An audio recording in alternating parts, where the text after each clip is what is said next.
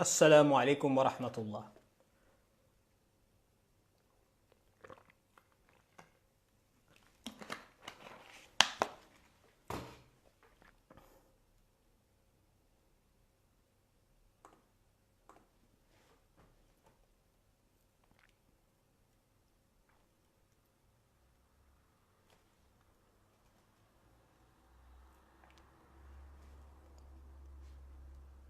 السلام عليكم.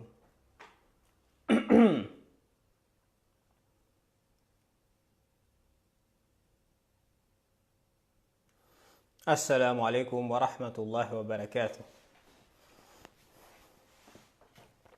وعليكم السلام.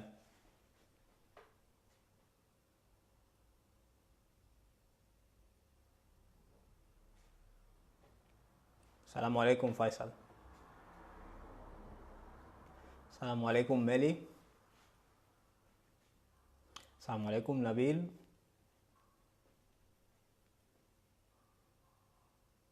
السلام عليكم عابر سبيل.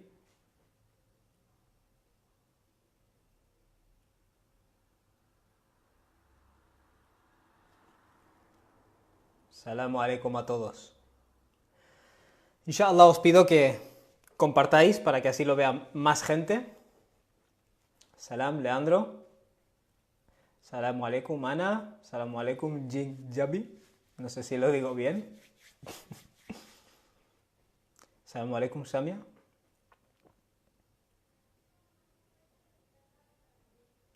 Pues nada, un minutito para que la gente se vaya añadiendo. Os pido que lo compartáis, así lo verá más gente. Salam alaikum Muasi Khalifi. O Khalifi.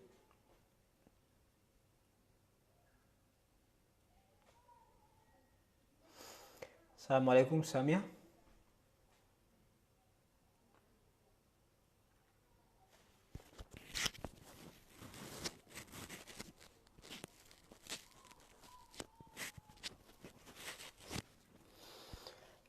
Salam alaikum Baise Trawali.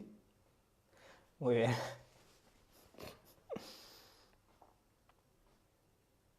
Pues nada, un minutito y empezamos. Inshallah. ¿Vale? Un minuto más. Saibo Jabi. Eres de Gambia, ¿no? Por lo que veo en la bandera. Jabi. Ah, vale. Jabi es Yagabi, ¿no? Entiendo. Sin que sea grabado. Laila. Salamu alaikum. Salamu alaikum, la abeja Habiba.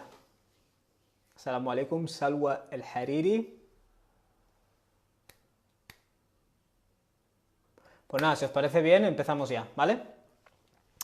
Os pido que lo compartáis, las personas que lo estáis viendo, os pido que lo compartáis, así más gente lo verá. Bueno, como habéis visto anunciado, el tema es mi paso por el ateísmo, ¿vale? Realmente creo que es la primera vez que hablo de este tema, no por nada en especial, ¿no? Simplemente es que no ha salido el tema. Y la cosa es que creo que es beneficioso hablarlo porque esta experiencia será similar a la de muchas otras personas. Seguro que muchísimas personas han pasado por esto.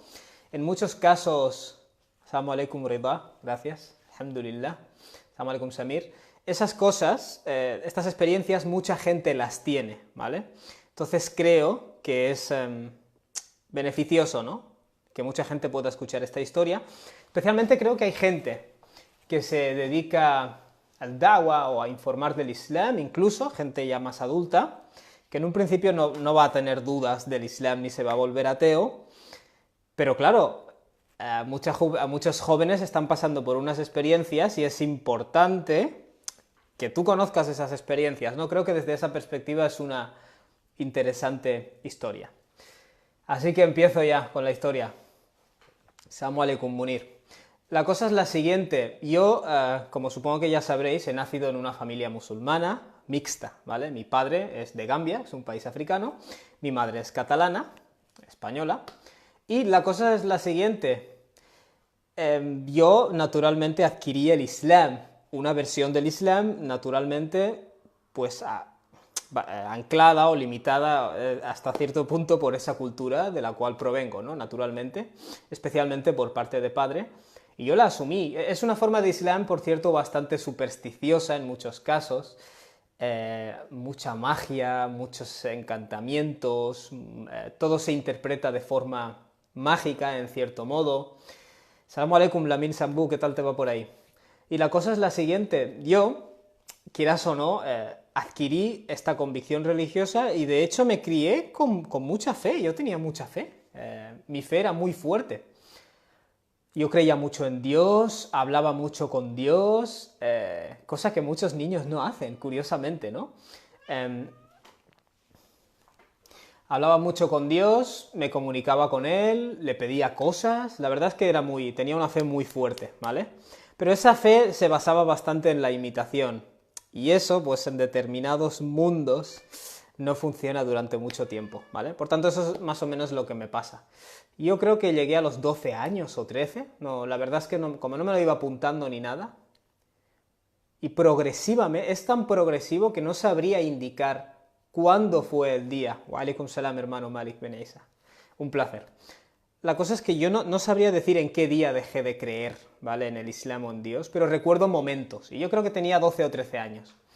Y en esos momentos, de hecho, uno de los momentos que recuerdo es que yo me fui a Premià de Mar, que es un... Premià de Mar es un pueblo que hay en la comarca del Maresme, aquí cerca de Barcelona, cerca de Mataró, y ahí hay muchas personas, muchos paisanos nuestros. Hay muchos paisanos nuestros, y un día recuerdo haber estado ahí, quizás tenía 12 años o así, y estar viendo a toda la gente y empezar a plantearme, ¿toda esta gente son musulmanes?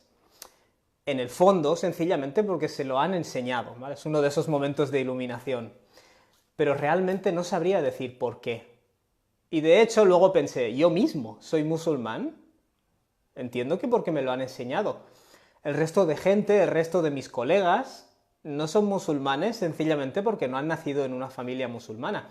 Que puede parecer muy simplista, pero cuando llegas a la adolescencia y te das cuenta de esto, las implicaciones de esto son muy gordas, porque esto significa que probablemente las religiones son como los platos de comida. Según de dónde vengas, te toca pues comer unas cosas u otras, pero no hay ningún plato de comida que sea verdad, ¿entendéis?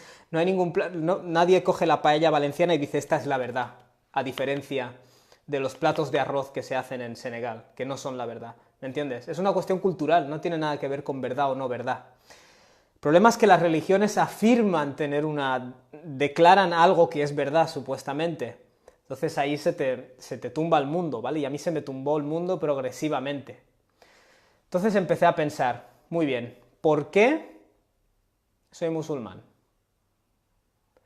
Y de hecho empecé a plantearme lo siguiente, la cosa de la que más seguro estoy en mi vida es la cosa de la que menos pruebas tengo, ¿vale? Si tú me dijeras con 12 años, Karami, ¿qué es lo más importante para ti? Yo te hubiera dicho, Dios, el Islam. No sé, por alguna razón me crié en un hogar en el que, supongo que debo decir, afortunadamente yo tenía una fe muy fuerte. Uso la palabra fe, porque realmente no tenía ninguna base demostrativa, ¿no? Pero bueno, la cosa es esa. Yo estaba ahí y me di cuenta de que realmente yo era musulmán solo por la herencia cultural. Entonces, que os pido a los que os vayáis añadiendo, por favor, que lo compartáis, ¿vale? Wa alaikum salam, Majid. Y entonces, ¿qué ocurre? Que poco a poco empiezo a darme cuenta de que mis compañeros de clase son lo que son porque sus padres se lo han enseñado, ¿vale? Esa es la ventaja, en cierto modo, o desventaja según se mire, yo creo que es una ventaja si se usa para bien, de estudiar en un lugar donde hay gente, pues, que tiene diferentes creencias. Yo en 12 años, 13 años, en el instituto, mi mejor amigo era ateo, y era un ateo bastante potente. Y luego tenía otros amigos, bueno, una judía creo que era, la mayoría de gente atea realmente. La gente se cree que esta es una sociedad cristiana, pero es una sociedad atea, es una sociedad atea. Yo no veo el cristianismo por ningún lado, siento decirlo, ¿eh? Bueno, la cosa es esa. Yo iba al instituto y claro, quieras o no, recuerdo que los profesores de ciencias naturales y de alguna que otra ciencia social claramente eran ateos. Y me llama la atención que en este sistema, si un profesor hiciera comentarios cristianos o musulmanes, la escuela le amonestaría, le diría, esto no es un centro para predicar tus ideas, ¿vale? Esto es un centro público. Pero en el caso de los ateos parece que hay una excepción. Puedes ir soltándolo que no pasa nada. Y recuerdo, sí, que el profesor de Ciencias Sociales dijo, hay muchas religiones, pero ¿cuál es verdad? ¿Ah? O sea, este tipo de comentarios. Luego había otro profesor que le llamábamos el nazi, imagínate. También en los institutos nos pasamos mucho a la hora de poner nombres a los profesores, ¿no? Pero la cosa es que este profesor específicamente hacía mucha prédica atea, abiertamente en clase. Claro, yo me quedaba con algunos de esos mensajes, ¿vale? Añadido a mis propias reflexiones, añadido a mis amigos ateos, añadido a analizar el hecho de que no hay ninguna razón por la que tenga que ser musulmán. Básicamente eso es de lo que yo me di cuenta. Yo creo en el Corán, mi compañero de clase cree en la Biblia, mi otro compañero cree en otra cosa, y si me dijeras qué es lo más importante de tu vida, yo te diría el Islam. Pero sin embargo, de toda esa jerarquía de cosas importantes, de la que menos pruebas tengo, es precisamente esa, el Islam, a la que más importancia doy. Entonces hay un elemento peligroso, ¿no? en cierto modo, de estas creencias que se vuelven inmunes a que las analices. Todo esto en mi mente, con 12 o 13 años, ¿vale? Lo cual yo creo que es bueno, pero bueno. Gente que te diría, esto es el Shatán, cuidado. No, de hecho, si esas preguntas se responden bien, el imán que puedes generar va a ser invencible. Pero bueno, no todo el mundo entiende eso, desafortunadamente. La cosa es que empecé a rayarme con determinados temas filosóficos, ¿vale? El primero de ellos es, naturalmente, la existencia del mal y del sufrimiento. Y todo lo que voy a decir ahora es un poco fuerte, ¿vale? Así que no es apto para personas muy sensibles, pero también creo que es la realidad de muchos adolescentes. Entonces es mejor, ¿no?, hacer este análisis y conocerlo. La cosa es que yo empecé a pensar mucho en el hambre en el mundo, y no como un cliché, ¿vale? Hay gente que te dice, si Dios existe, ¿por qué hay hambre en el mundo? Bueno, tú lo dices porque se lo has oído decir a otro. Igual que el religioso repite lo que ha oído que le dicen, ¿vale? Pero hay personas, hay ateos que son sinceros, ¿vale? Y yo era una de esas personas sinceras. No me cuadra nada. No me cuadra nada. Porque hay niños, hay personas, no es por sonar cliché, pero esto es verdad. Hay personas en lugares del mundo donde hay sequía, que esos son niños que son inocentes. Y sin embargo mueren de hambre. No es que un día se acuesten y se mueran, sino que es la realidad, se mueren progresivamente. O sea, es una especie de tortura prolongada en un niño de 2 años, en los brazos de su madre. Sé que es muy fuerte todo lo que digo, ¿vale? Pero quizás os sirva para entender que ahí fuera hay muchos ateos que simplemente están siguiendo la moda, pero hay ateos, como ocurre con las religiones, pero hay ateos que son personas racionales y son sinceras, ¿vale? Porque realmente hay preguntas duras y difíciles de responder.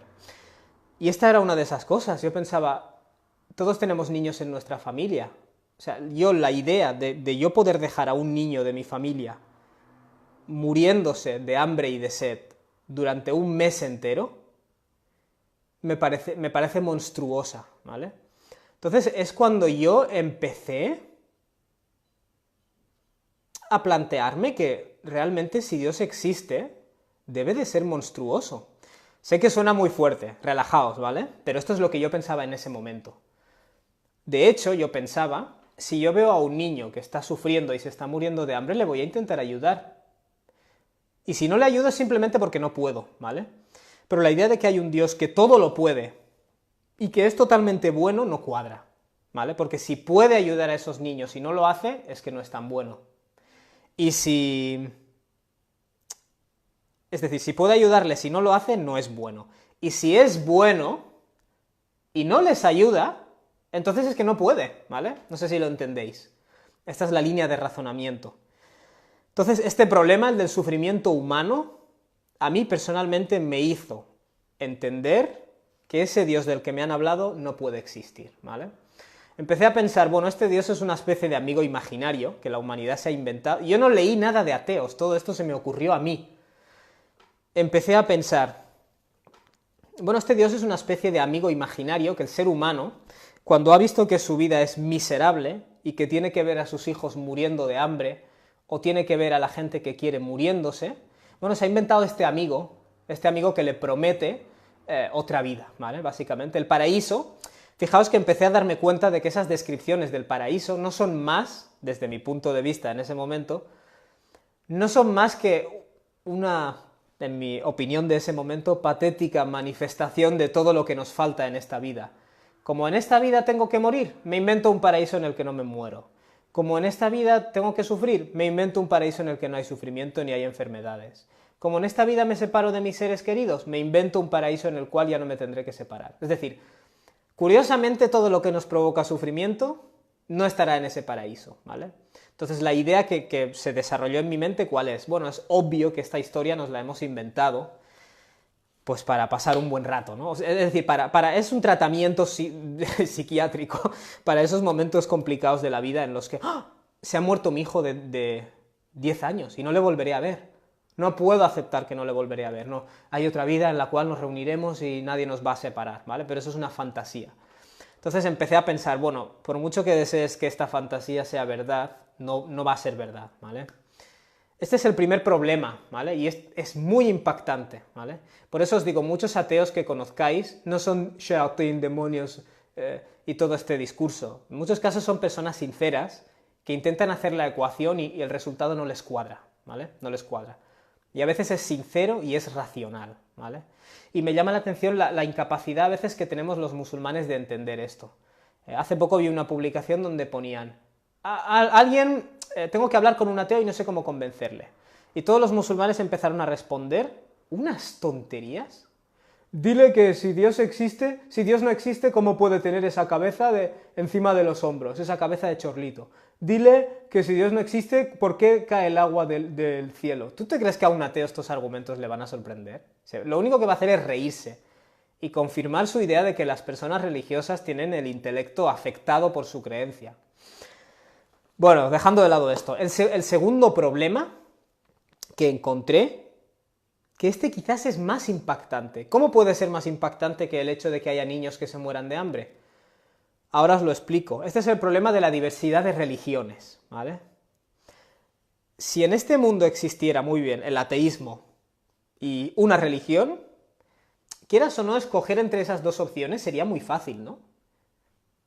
O Dios existe y todo tiene sentido, o todo es producto del azar, más o menos, ¿no? Es decir, no hay un propósito. Una de dos. Pero ¿cuál es el problema? Que la gente que te dice que hay un propósito y esto ha sido creado por algo, te ofrece 4.000 versiones diferentes, ¿vale?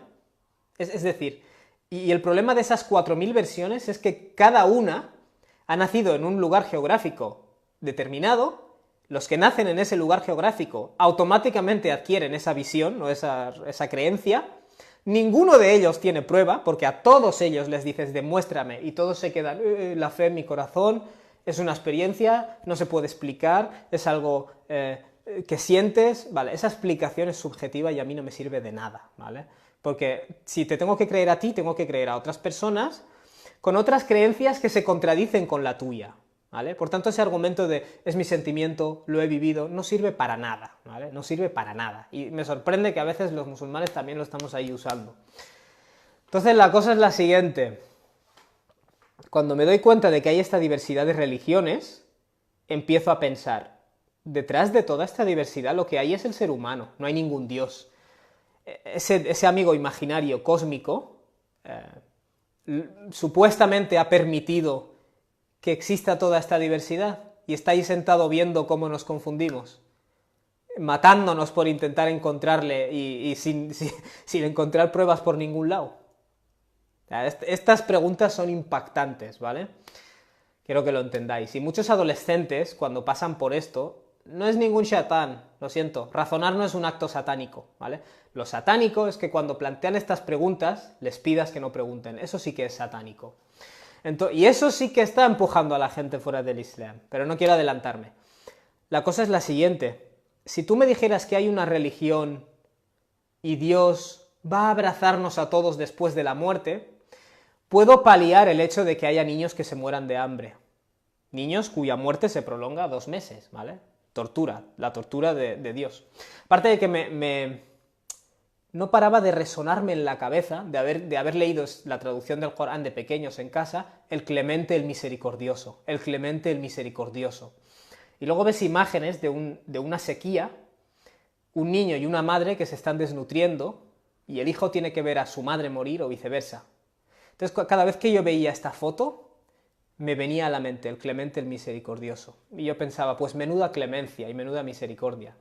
Que yo, que soy un simple humano con mis limitaciones, jamás permitiría que esto ocurra, ¿vale? No, que nadie que escuche esto se piense nada raro, ¿vale? De mí, ahora. Pero esto es lo que yo pensaba y lo recuerdo perfectamente, ¿vale? Entonces, siento esa empatía hacia el ateo, al ateo racional, no al que está siguiendo la moda, que creo que son la mayoría, sino al que es ateo por convicción, ¿vale? Y entonces el tercer problema, después del sufrimiento y la diversidad de religiones, la confusión que Dios permite, está el problema del infierno. Este problema sí que me impactó mucho. Bueno, todos me impactaron, pero este es como el remate final. Porque si todas esas personas sufren, pero luego se van a un paraíso eterno, amoroso, donde no habrá sufrimiento y se reunirán todos, no pasa nada. Pero encima luego me estás diciendo que este Dios clemente y misericordioso no ha encontrado otra forma, no ha encontrado otra forma de lidiar con esas criaturas que Él mismo ha creado, que crear un horno gigante en el que nos va a torturar sin fin. O sea, cuando la gente te dice, ¿cómo puede Dios crear el infierno? Tú puedes estar de acuerdo, no, puedes tener respuestas y es respetable. Pero tienes que entender que esa persona no está preguntando nada descabellado, ¿vale? Es algo que no le cuadra. ¿Por qué? Quiero decir, incluso si yo, aparte de que, claro, la forma en la que te enseñan el Islam en muchos casos es la idea de que los no musulmanes van al infierno y nosotros vamos al paraíso, ¿vale? Entonces, aparte de que es completamente insatisfactoria, porque hay muchas personas que no son musulmanes simplemente porque no han nacido en el lugar geográfico adecuado, fijaos que luego me estás diciendo que los musulmanes, que lo somos solamente porque hemos tenido la chorra de haber nacido en una familia musulmana, vamos al paraíso. Este discurso no tiene ninguna coherencia. Pero aparte de ser totalmente incoherente, es exactamente el mismo discurso que tiene mi colega el cristiano, y que tiene mi colega el budista, y que tiene mi colega el hinduista, y que tiene mi colega el judío, ¿vale? Por tanto, me da la sensación de que aquí somos todos tontos, ¿vale? Y nos estamos creyendo lo que nos han inculcado de niños, ¿vale? Por aquí yo creo que tenía 13 o 14 años, ¿vale? Cuando estaba teniendo estas ideas. Os pido a los que os insertéis que lo compartáis, ¿vale? De hecho, hay muchos jóvenes musulmanes que se sienten identificados con esto, y eso es un beneficio de explicarlo, ¿vale? Entonces, mi conclusión final, ¿cuál era? Estas religiones, que no son más que manifestaciones culturales de lo mismo, como las diferentes comidas, como los diferentes colores de la piel, nadie dice, mi color de piel es la verdad, pero el de los blancos es mentira, ¿verdad que no? Pues asimismo las religiones, desde mi punto de vista en ese momento, no son más que manifestaciones culturales. Y por cierto, como musulmán ahora, muchas de estas cosas las sigo pensando, ¿vale? Y me sorprende que de hecho coinciden con el mensaje del Corán en muchos casos, ¿vale? Pero bueno, eso es otro tema. La cosa es que mi conclusión final es que la religión como fenómeno en general, y esto incluye naturalmente al Islam, es una invención humana, nada más. ¿Por qué? Bueno, sencillamente porque si el origen del universo, la ciencia nos está abriendo puertas a conocerlo. El origen de la vida, bueno, sabemos que vino del agua y a partir de ahí se diversificaron las especies. El origen del ser humano, bueno, sabemos perfectamente que descendemos de otros primates. El origen del habla, bueno, sabemos que fuimos desarrollándola progresivamente. El origen de la cultura, bueno, sabemos que el ser humano desarrolló esta capacidad de acumular el conocimiento, traspasarlo, hablar y finalmente inventó la escritura. Las religiones, bueno, sabemos perfectamente que el ser humano se inventó estos seres, esta realidad paralela a la nuestra de seres sobrenaturales, cuando aún no sabíamos explicar científicamente este mundo, o empíricamente, y punto. ¿Y por qué hay tantas religiones? La respuesta es sencilla y la tienes ahí, porque en cada región del mundo, y las regiones estaban desconectadas, se inventaron diferentes ideas religiosas. A veces competían, a veces intercambiaban conceptos, se dividían en sectas, se creaban nuevas religiones. Quiero decir, mi idea era la siguiente: el estudio independiente, sin ningún dogma ni ningún lavado de cerebro cuando eres niño, ya tiene las respuestas suficientes a todas estas preguntas. Y son satisfactorias. ¿Por qué hay gente que sufre? Porque no hay nadie vigilando esto ni controlando esto. Es puro azar, ¿vale? Entonces ese niño que está sufriendo porque ha tenido la mala suerte de haber nacido en un lugar donde se sufre, punto, ya está. Y yo he tenido la buena suerte de nacer aquí. Entonces empecé a sentir esta fuerte necesidad de ayudar a los demás seres humanos, ¿vale? De decir, los seres humanos tenemos la responsabilidad de acabar con el hambre en el mundo y no esperar que venga un Mesías, porque no va a venir ningún Mesías. Y esa falsa esperanza lo que hace es que dejemos de trabajar en dirección de construir un mejor mundo. Por tanto, cuando algunos musulmanes dicen que los ateos no tienen el bien y el mal, eso es una mentira. De hecho, muchos ateos piensan que precisamente somos nosotros los que tenemos esa responsabilidad de cambiar la situación, ¿vale? En lugar de confiarlo a seres imaginarios. Y esta era básicamente mi visión del mundo, con esos 14 años, quizás. La cosa es que yo dije un día, bueno, presunto Dios, presunto creador misericordioso del infierno cósmico, si realmente estás allí, ¿por qué no me das alguna prueba? O sea, se me está pidiendo que me crea algo sin prueba, y encima si no lo acepto se me castiga. Quiero decir, hay un elemento de enfado, en cierto modo. A veces notaréis que los ateos están enfadados. Y la pregunta es, ¿cómo puedes estar enfadado con alguien que no existe? Realmente no es que te enfades con el ser Dios, aunque en cierto modo sí.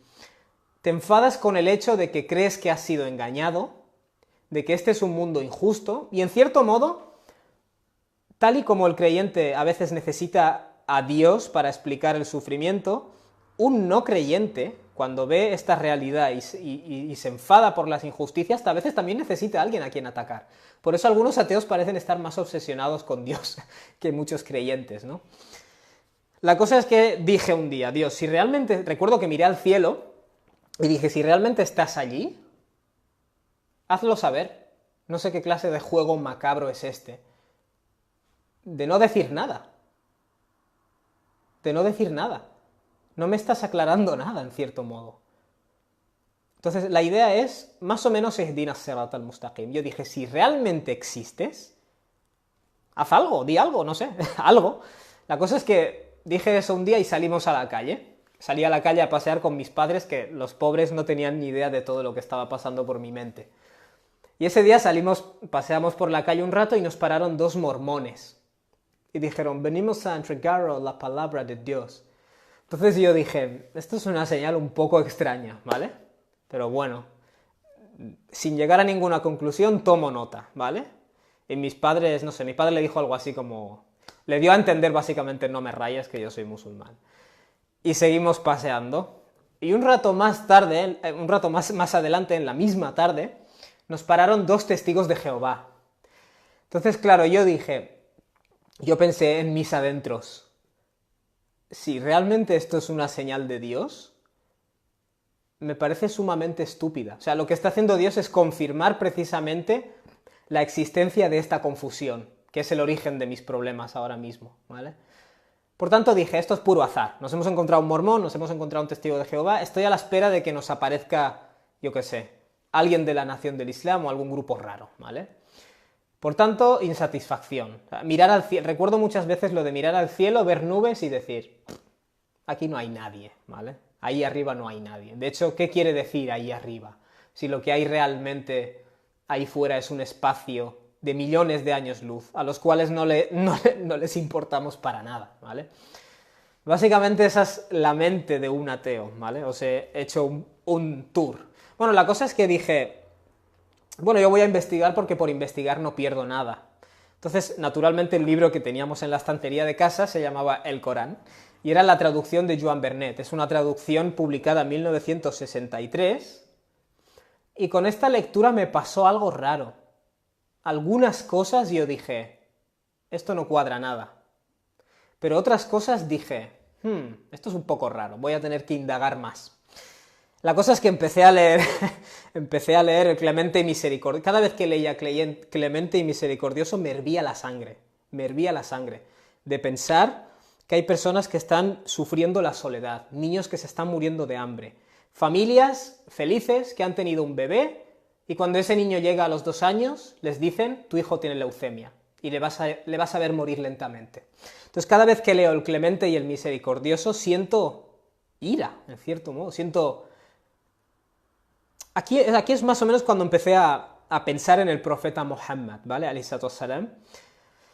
Que empecé, no sé, en mi mente empecé a llamarle Mahoma, no sé exactamente por qué, creo que porque esos libros que leía utilizaban la palabra Mahoma. Entonces yo empecé a pensar, no sé, Muhammad y el resto de supuestos profetas, no sé a qué están jugando con este rollo del clemente y el misericordioso.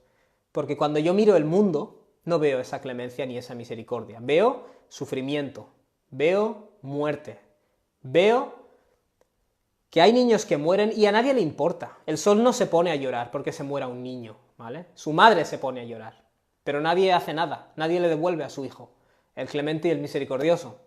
Entonces la cosa es que empecé a leer el Corán, la traducción, clemente, misericordioso. Mucha clemencia veo yo en el mundo. Alabado sea Dios, Señor de los mundos, clemente y misericordioso, otra vez, soberano del día del juicio, bla, bla, bla, guíanos por el sendero recto.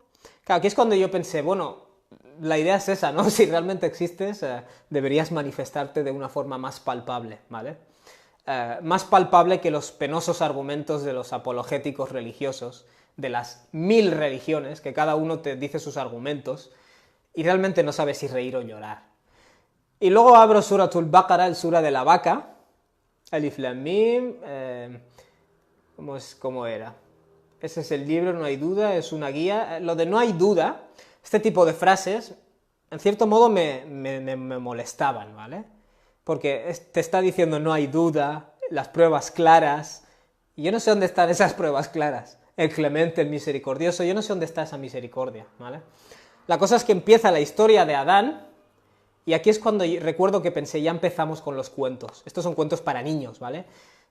Y esto con 14 años, es decir, sabemos perfectamente que el ser humano desciende de otros primates. No hubo ningún Adán, mitología. Pero bueno, voy a leer. Claro, me hizo gracia esto de que los ángeles le preguntaran a Dios, ¿vas a crear a alguien que derrama sangre y extiende la corrupción? Entonces yo pensé, mira, pese a que estos ángeles no existen y son un figmento de la imaginación de Mahoma, así es como yo lo veía en ese momento, no deja de ser interesante la pregunta. Quiero decir, porque es lo que yo le preguntaría a Dios. Tú sabes que en esta especie se van a matar, se van a desgarrar el cuello, se van a violar. Los de una tribu van a entrar en el territorio de otra tribu para robar los recursos y van a masacrar, y van a enterrar a niños, van a hacer de todo. Pero aún así vas a crear a estas criaturas.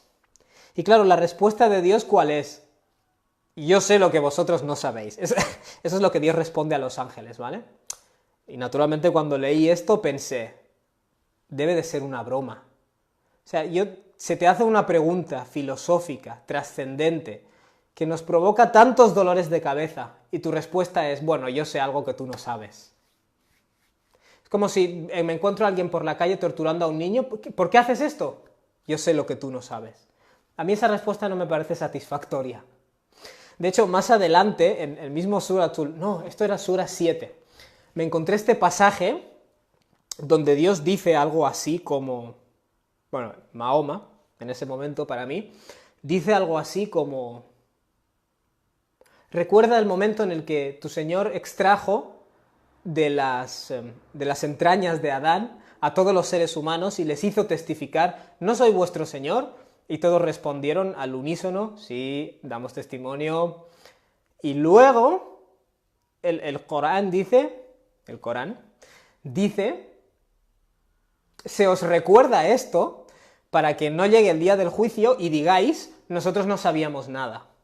Recuerdo que este versículo me molestó mucho, porque yo dije, yo no recuerdo este evento. O sea, el día del juicio se me castigará y se me recordará un evento que supuestamente es la excusa por la que yo tengo que creer, sin embargo yo ese evento no lo recuerdo.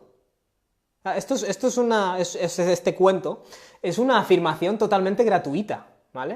Es decir, el Corán me dice, tú diste testimonio de la verdad antes de nacer, entonces el día del juicio no tendrás excusa. Bueno, ¿y si a lo largo de mi vida yo no recuerdo ese evento? ¿Me entiendes? ¿Y si yo tuviera un recuerdo vago, no podría ser un problema neurótico? como la gente tiene un montón de visiones religiosas.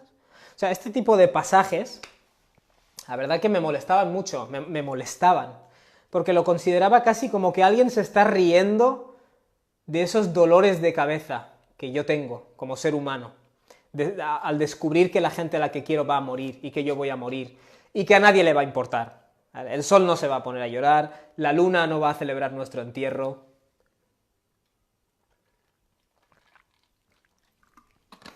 Perdón, chicos. Y otra cosa que me di cuenta del Corán es que está totalmente desorganizado. O sea, esto parece que alguien lo iba haciendo a medida que iban saliendo problemillas, pero el contenido no tiene sentido. Y de hecho utiliza arcaísmos, utiliza frases que no te esperas de alguien que ha creado el universo, ¿vale? Esa es mi percepción en ese momento. Dios que ha creado el universo, ¿por qué no nos habla de las supernovas? ¿Por qué no nos habla del Big Bang o de lo que sea? ¿Por qué no nos habla de fenómenos claramente que nadie puede saber excepto él, ¿vale? Bueno, estos son todos los puntos negativos, pero reconozco que saqué una cosa positiva, ¿vale? Seguro que mucha gente tiene pensamientos en común con esta historia.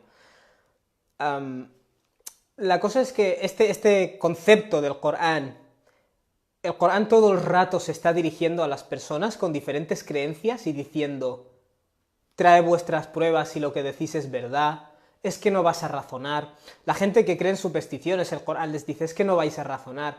Eso reconozco que me impactó, porque yo dije, realmente todas las religiones son indemostrables, y realmente todas te tienen que demandar fe ciega. Ver que el Corán convertía en un pecado la idea de la fe ciega. El Corán habla de gente que el día del juicio, cuando entre al infierno, se les preguntará: ¿no te llegó un mensaje? Y la persona responderá: si hubiera razonado no hubiera acabado aquí. La persona dirá, la persona acusará a aquel al cual estaba siguiendo, y en cierto modo Dios le recriminará el por qué tú no investigaste por tu cuenta. Esto no aparece una vez en el Corán, aparece a lo largo del Corán, y recuerdo que esto me impactó, hasta el punto que llegué a pensar: Mahoma, seguramente, utiliza esto como un recurso lingüístico para convencer a la gente de que su nueva religión es más racional, porque si no, no me lo explico, ¿vale? La idea de estar encontrando confirmación para muchas de mis preguntas en el Corán también me desconcertaba un poco, porque yo pensaba, ¿no será esto un sesgo de confirmación? ¿No será que como he nacido en una familia musulmana, a lo mejor quiero convencerme de que el Corán es verdad y estoy leyendo cosas que no pone? Pero no, tal y como me hacía esta pregunta, volvía a sacar el tema de la investigación, el tema de la razón, el tema de la condena de la fe ciega, el tema de la condena de las supersticiones, el tema de la condena de las creencias indemostrables. Esto no cambió mi vida de un día al otro, pero ese aspecto del Corán ya se quedó ahí detrás en mi mente, ¿vale? Porque me empecé a dar cuenta de que todo lo que yo había, bueno, no todo, pero muchas cosas que yo había aprendido sobre el Islam y sobre la religión en general, realmente no eran aplicables al Corán. De hecho, esas quejas que yo tenía, el propio Corán las plantea también. Y una de esas quejas era la existencia de muchas religiones. El Corán, en cierto modo, tal y como yo miraba al cielo y decía: Dios, si estás ahí, ¿por qué permites esta confusión? El Corán parece que me preguntaba a mí y al resto de mi especie: ¿por qué os inventáis tonterías? ¿Por qué os inventáis creencias? ¿Por qué os inventáis confusión? ¿Por qué el que ha nacido en una familia no cuestiona esas creencias? Así que esta lectura del Corán, la primera lectura que hice, de Joan Vernet, creó en mi mente una especie de cosa rara, ¿vale? O sea, por un lado estoy enfadado con Dios y estoy enfadado con estas cosas que pasan, pero por otro lado me doy cuenta de que mucho de lo que se me ha enseñado acerca del Corán, y de la religión, perdón, y del Islam, no es realmente cierto, incluyendo a mis profesores ateos. Muchas de sus nociones de que la religión no cuestiona, la religión pide fe ciega, yo ya me empecé a dar cuenta que no necesariamente es verdad, porque al fin y al cabo el Corán es un texto religioso, y quieras o no, tiene un enfoque totalmente distinto, ¿vale? Entonces mi idea aquí era, vale, las religiones son un producto de la invención humana, pero el Islam es la máxima, en cierto modo, ¿no? Sí, en cierto modo es como si Dios habla contigo. Luego, no sé en qué año, 2004 o así, la Junta Islámica publicó el mensaje del Corán de Muhammad Asad, ¿vale? Que realmente Muhammad Asad es un exjudío que se pasó agnóstico y se llamaba Leopold Weiss, se pasó al Islam, Muhammad Asad, y la traducción al español es la traducción de Abdurrazzaq Pérez del original en inglés, ¿vale? Muhammad Asad es un ser que se sale de lo normal, ¿vale? Este señor dominaba a lo mejor el inglés, que es el idioma en el que escribió este comentario del Corán, es su quinta lengua, si no me equivoco. Y sin embargo, la calidad literaria de su traducción, en mi opinión, está por encima de la de todas las demás traducciones al inglés. Es una de esas personas que nace muy de vez en cuando, ¿vale? Y parte de la admiración que siento es porque, en cierto modo, él me salvó, si lo quieres decir así, o Dios me salvó a través de él, ¿no? Vamos a ser teológicamente correctos. La cosa es que empecé a leer, me lo descargué en PDF y empecé a leerlo. Y claro, no tiene nada que ver con la otra traducción del Corán, parece otro libro distinto, totalmente. Este libro, además, está lleno de notas marginales, que de hecho yo estoy en desacuerdo con algunos de sus apuntes, pero lo cierto es que algunos de los temas a los que él da especial importancia están relacionados con los temas que a mí me afectaban, ¿vale? La existencia de Dios, la existencia del sufrimiento, problemas filosóficos importantes, ¿vale? Así que empecé a leerlo, y la cosa es que una de las cosas que hace Muhammad Asad es mencionarte el vínculo de la coherencia lógica entre los pasajes, ¿vale? Claro, aquí cambió radicalmente mi forma de ver el Corán. ¿Por qué? Porque en cierto modo entendí que antes me parecía incoherente, sencillamente porque yo tenía una visión de la incoherencia, de la coherencia, que procede de la sociedad en la que yo vivo, ¿vale? Yo he nacido en Europa y tengo una idea de que el texto debe ser lineal y debe estar anclado a una forma de coherencia determinada.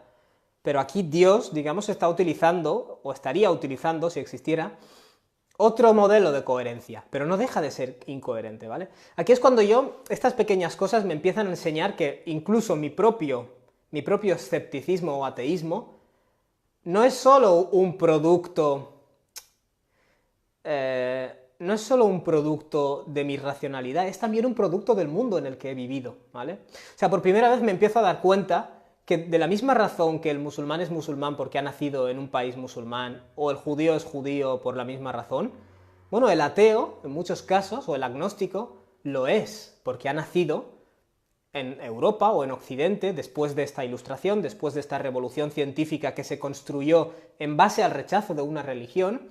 Es decir, empecé a darme cuenta de que también mis puntos de vista actuales también deben ser sometidos a juicio. Y esto es lo que veo que a muchos ateos les falta. Saber deconstruir por qué piensas como piensas, ¿vale? De igual modo que el religioso lo tiene que hacer, en eso estamos totalmente de acuerdo. Pero aquí es realmente el Corán el que, por primera vez desde fuera, nos dice a todos los seres humanos que tenemos en la medida de lo posible que salir de esa burbuja, ¿vale? Fíjate, esto leyendo el Corán de Joan Vernet, notas algo, pero no con la misma profundidad. O sea, la traducción hace mucho, hace mucho.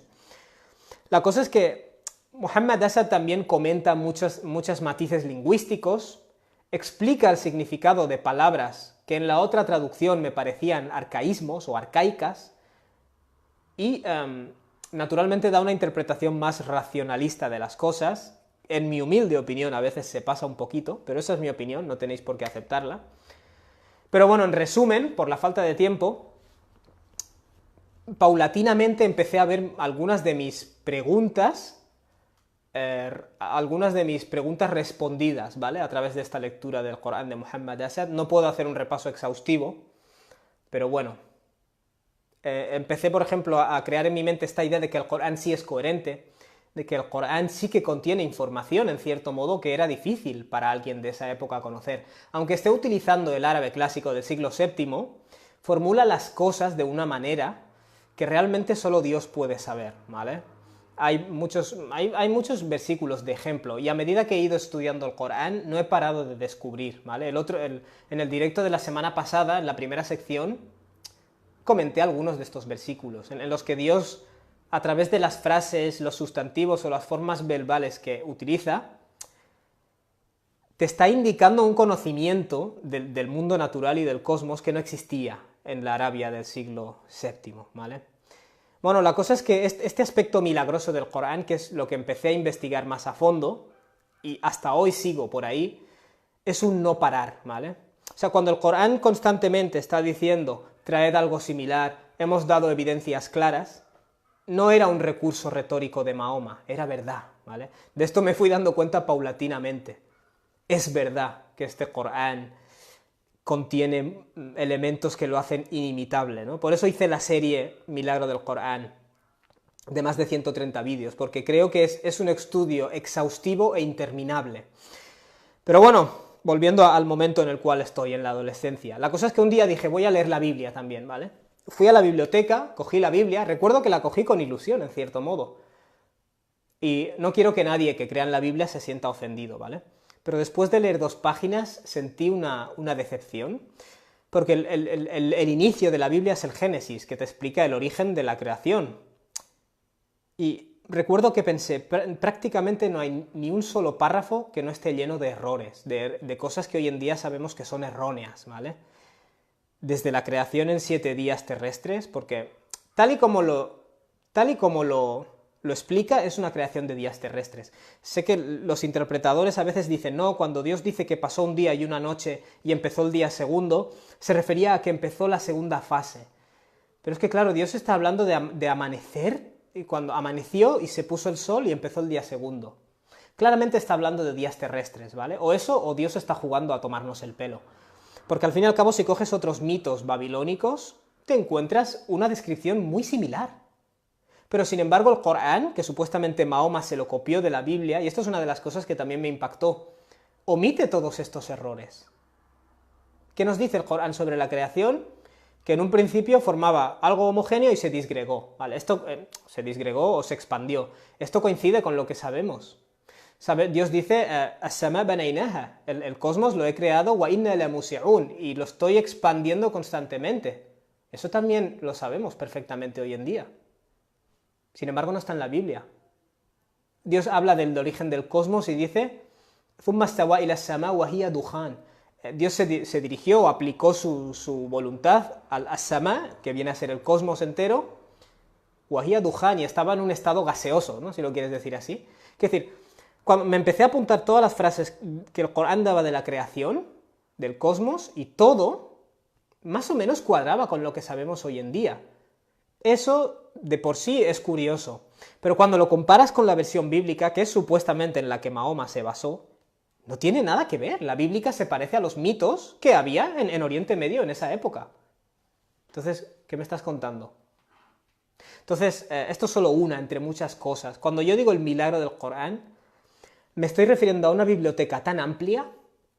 Mira que yo era escéptico. Para convencerme a mí, hacía falta mucho, ¿vale? Y bueno, luego el hecho de que el Corán trata esos temas filosóficos, no se escapa. Por ejemplo, la existencia del sufrimiento. Claro, no puedo resumirlo, habría que dedicar una sesión a ello, pero el Corán en cierto modo lo que me está diciendo a mí es, debes conocer tu lugar, ¿vale? En un principio, cuando Dios dice estas cosas, Él es sabio, Él sabe por qué hace las cosas, tu conocimiento es limitado, en un principio me molestaba, porque yo pensaba, esto es una forma fácil de quitarse de encima el problema, ¿vale? Pero a través de la lectura de muchos pasajes de este tipo y su estudio y el comentario de Muhammad Asad, bueno, en cierto modo sí es cierto que parte de la racionalidad es entender los límites de tu razón, ¿vale? Por ejemplo, por poner algún ejemplo trivial. Bueno, es igual, la cosa es que yo estoy limitado por el tiempo y el espacio. Para yo juzgar las cosas que ocurren dentro del tiempo y el espacio, yo tendría que trascender el tiempo y el espacio, ¿vale? En cierto modo, el Corán, en términos generales, te dice, plantear el pasado y plantear el futuro y el porqué de cada evento y de cada átomo no es tu jurisdicción, ¿vale? Ponte en tu sitio, ser humano. Si algo te perturba, estupendo. Piensa en lo que tú puedes hacer para cambiar esa situación, pero tú no cuestionas por qué el creador del tiempo y el espacio, él ha organizado las cosas de una forma, ¿vale? Porque tú puedes estar viendo un perjuicio o un beneficio donde no lo hay, ¿vale? En cierto modo esto es como la idea del amanecer y la puesta de sol. Yo por la mañana digo, ha amanecido, por la noche digo, se ha puesto el sol, pero esa es una percepción que yo tengo porque yo procedo de las limitaciones de lo que es ser un primate que está encerrado en un planeta que se llama la Tierra, ¿vale? La realidad es que no está amaneciendo ni se está poniendo el sol, ¿vale? Realmente la Tierra está girando y está girando alrededor del Sol. En cierto modo esto es una cuestión de perspectivas. Todas las preguntas que tú hagas cuestionando a Dios acerca de determinados eventos son el producto necesario de tu limitación y de tu percepción, ¿vale? Entonces el Corán, hay una serie de pasajes, específicamente en Suratul Kahf, el Sura de la Cueva, donde trata este problema de la existencia del sufrimiento, y si queréis, podemos dedicar una sesión en directo a este tema, porque es un tema que me gusta mucho, ¿vale? Y creo que fuera del Islam no hay, naturalmente puede que sea dogmático en esta afirmación, creo que fuera del Islam no hay ninguna respuesta válida, como en todo. Como si tú a los miembros de todas las religiones les dices dame prueba, los únicos que pueden hacerlo son los musulmanes, y de hecho solo un 5% de ellos lo harán, porque el otro porcentaje se comportan como los miembros de las demás religiones, y eso es algo que debo lamentar. En fin, la cosa es que empecé a leer también libros de ateos, ¿vale? Y aquí es cuando mi desilusión hacia el ateísmo se multiplicó por 20. Este libro, El espejismo de Dios, ¿vale?, de Richard Dawkins, otro libro que se llamaba... otros libros de este tipo. Richard Dawkins lo publicó en el año 2006, si no me equivoco. Y claro, aquí es cuando empecé a ver el comportamiento de esos religiosos dogmáticos, lo empecé a ver en los ateos también, ¿vale?, en los dogmáticos ateos. Como por ejemplo, ¿verdad que a veces hablas con un musulmán y todo es culpa de los judíos? O a veces hablas con un cristiano facha de estos, que a veces no sé cómo les dejan hablar en la televisión pública, que yo estoy pagando con mi dinero. Y para ellos parece que todo es culpa de los musulmanes. O sea, esta visión blanco y negro, nosotros versus ellos, que es, yo creo que es un reflejo de nuestro lado más primitivo, de ver siempre a los miembros de la otra tribu como seres peligrosos. Bueno, empecé a ver que los ateos no son diferentes en esto, muchos de ellos. Y especialmente este nuevo ateísmo virulento lo que hace mucho es echarle la culpa de todas las religiones, la violencia es culpa de las religiones, de repente. Claro, cuando yo pensaba, la violencia es culpa de que somos un mamífero, primate, como el resto de primates y el resto de animales, que en cierto modo tenemos unos instintos de agresión. Esa es la realidad. Que tú puedas utilizar una creencia religiosa para justificar una agresión, ese es un tema aparte, pero no me vendas el cuento de que... De hecho, un ateo específicamente me dijo por Twitter, si no hubiera religiones, no habría violencia. Bueno, si realmente crees eso es que eres un absoluto ignorante, ¿vale? Porque la violencia es algo que está anclado, igual que el sexo, está anclado en nuestra naturaleza. ¿Qué tiene que ver? La religión será una justificación o una forma de organizarlo, pero no me puedes vincular eso a la religión como fenómeno, ¿vale? Y de hecho lo que hacían estos ateos en estos libros es coger todos los casos en los que se habían hecho cosas malas en nombre de la religión y decir, ves, la religión hace esto. Claro, la religión no es más que una creencia. Aquí me estás tomando el pelo. Lo que estás haciendo es coger un uso que se ha dado a la religión y decir, oh, mira lo que hace la religión. Entonces, ¿por qué no me coges todas estas asociaciones religiosas caritativas que se dedican a ayudar, que se dedican a predicar el amor? ¿Por qué no me coges eso también y no me das el ejemplo? Y te dicen, oh, bueno, pero es que a lo largo de la mayoría de la historia humana las religiones han causado guerras. Bueno, es que a lo largo de la mayoría de la historia humana, los seres humanos hemos sido religiosos. Naturalmente, todas las guerras en las que nos hemos metido, alguna justificación religiosa le hemos dado. Pero si coges las guerras, las peores guerras que ha habido en la historia del siglo XX, han sido hechas por ateos. Siento mucho. Stalin, esta gente no eran Mao, el Pol Pot, este de Camboya o no sé dónde era. Esta gente exterminaron a millones. Y no eran ateos por casualidad. Su ideología es atea, ¿vale? La peor dictadura que hay en el mundo, Corea del Norte, este hombre es ateo. No es ateo por casualidad, jijiji, como te dicen. Bueno, que sea ateo no significa que él no esté loco. Tienes que investigar sus intereses de poder, sus ansias de poder. Bueno, pues haz lo mismo, aplica esto mismo a la gente religiosa, tío. O sea, lo que he visto mucho en estos ateos es muchísima doble vara de medir, ¿vale? Te piden racionalidad y objetividad cuando se trata de aquello que les conviene, pero cuando se trata de los estereotipos que ellos dibujan sobre la religión, de repente se comportan como cualquier religioso dogmático. Y de hecho, gracias a Dios he tenido la oportunidad de hacerle ver esto a muchos ateos. Y la verdad es que al principio les enfada que les estés desconstruyendo su ilusión de que son súper racionales, pero los buenos, los racionales de entre ellos, al final lo reconocen. Al final lo reconocen. Entonces, no sé qué más tenía que comentar acerca del Corán. Bueno, es igual. La cosa es que el Corán progresivamente, insisto en que no puedo apuntar las fechas, pero progresivamente el Corán no paraba de responder a preguntas. Y el tema del milagro del Corán lo que tiene es que no se acaba, es un no parar. Pero eso sí, claro, yo empecé a estar racionalmente convencido del Islam, lo cual para mí era sorprendente. O sea, decía, hace 2 días realmente este Islam me daba pena, ¿no? Pero de hecho, la mayoría de cosas que como ateo criticas, curiosamente, el Corán las critica. Lo que pasa es que cuando como musulmán un ateo te dice la religión es tal, tal, tal, tú explotas, pero en realidad tienen en parte razón. La religión se usa para el poder. Sí, de hecho en Suratul Baqarah Dios hace un análisis del perfil psicológico de las personas que utilizan la religión para el poder. Quiere decir, la religión se ha usado para crear conflicto. Sí, de hecho es que Dios condena esto en el Corán. Y dice que si no fuera por el hecho de que él reprime a unas personas contra otras, la gente se dedicaría a destruir monasterios, sinagogas, etcétera, etcétera. Dios te dice que no hay coacción en religión, y Dios te dice que no se te permite la lucha si no es contra aquellos que te expulsan de tu hogar y te persiguen por tus creencias religiosas, precisamente. Es decir, muchas de las críticas que el ateo te hará son verdad. Su único problema es que él las generaliza, ¿vale?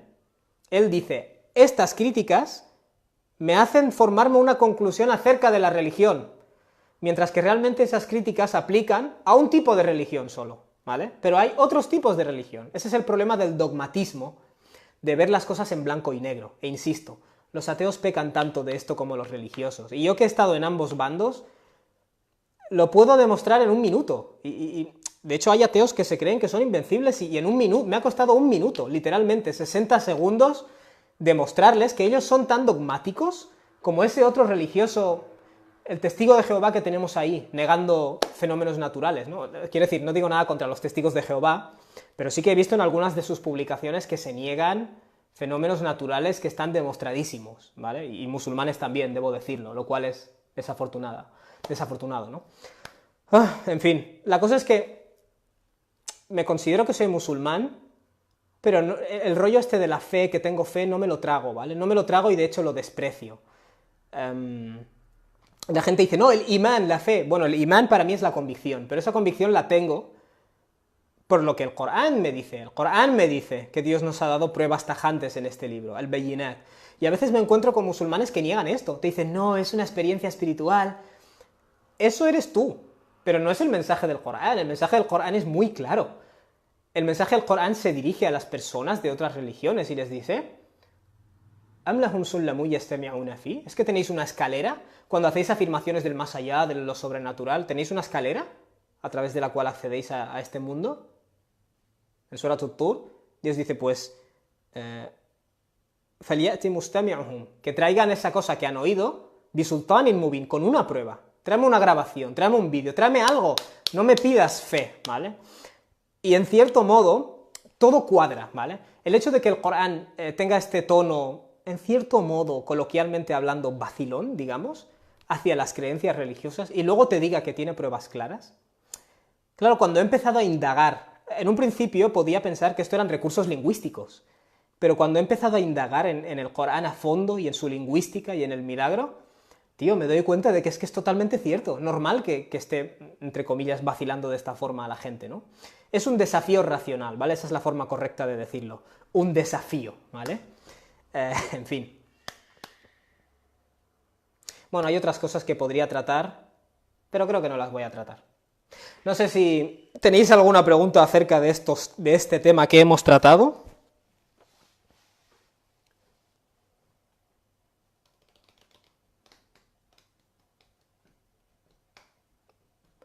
¿De qué estáis discutiendo? Si lo posteáis ahora, podré verlo.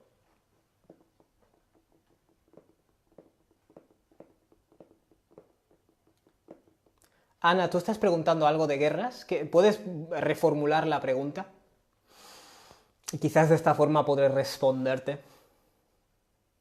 Por cierto, todo lo que he dicho tiene ramificaciones. La pregunta es ahora, ¿cómo educamos a nuestros hijos para que no caigan en este estado? ¿Entendéis?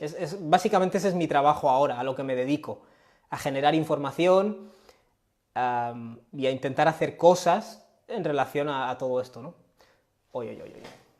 Sobre las suras que hablan de la guerra o de matar infieles. La palabra infieles no existe en el Corán.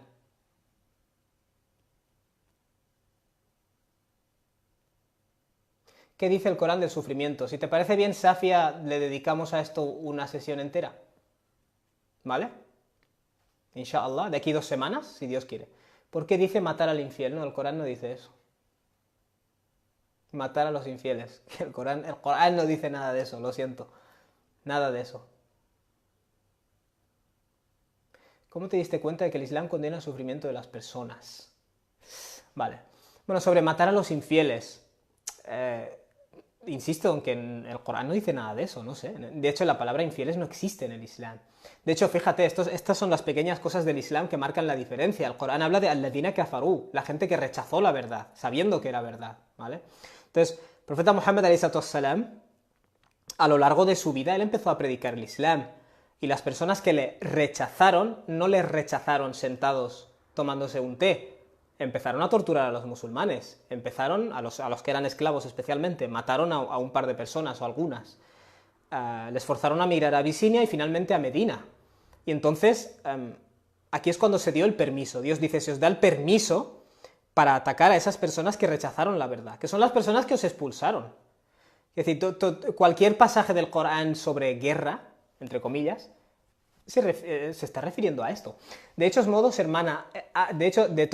hermana Ana Bappa, tengo un vídeo en YouTube, pon en YouTube, Karami, el Corán ordena matar a los infieles. Es un estudio, mini estudio de 25 minutos sobre todos los pasajes sobre el jihad, ¿vale? Sobre la guerra, si lo quieres decir así. Uno por uno, ¿vale? Y en su contexto apropiado. Y verás que no tiene nada que ver, ¿vale? Te miras el vídeo, ¿vale? Porfa. Me refiero a la pobreza de los que has dicho que mueren de hambre siendo niños. Cuando digo sufrimiento de las personas me refiero a la pobreza. Claro, ¿qué dice el Corán acerca del sufrimiento? El argumento general es el de cuando el ser humano cuestiona estas cosas que ocurren. De hecho, en filosofía se llama argumentum ad ignorantium. Es un argumento en base a ignorancia, ¿vale? Es decir, yo no entiendo la realidad de algo, por tanto, argumento que esto no debería ser así, ¿vale? Entonces, la trama general de lo que Dios te dice en el Corán es, hasta que tú no seas creador del universo, chato, no te pongas a cuestionar todas las cosas que pasan, ¿vale?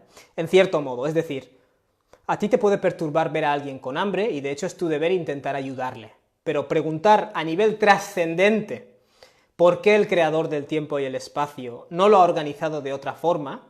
Es un argumento en base a ignorancia, ¿vale? Entonces, lo que Dios te está diciendo en el Corán es que, como hemos dicho antes, como el amanecer y la puesta de sol, estos son percepciones humanas. Cuando tú ves cosas que consideras buenas y malas en el mundo, es también una percepción, ¿vale? Pero tú no sabes, como no conoces el curso de eventos, estirándolo hacia el inicio del tiempo, ni hasta el final del tiempo, no estás en potestad, en cierto modo, de juzgar el ahora. Tú has nacido ahora y tú ves unos eventos, a menos que tengas un conocimiento, lo cual es un argumento que desde una perspectiva lógica es satisfactorio. Desde una perspectiva emocional, puede que no, ¿vale? Es decir, yo veo el sufrimiento y me molesta, pero desde una perspectiva lógica lo que Dios te está diciendo es incontestable, ¿vale? Es decir, es un argumento en base a ignorancia, esa sería la respuesta filosófica.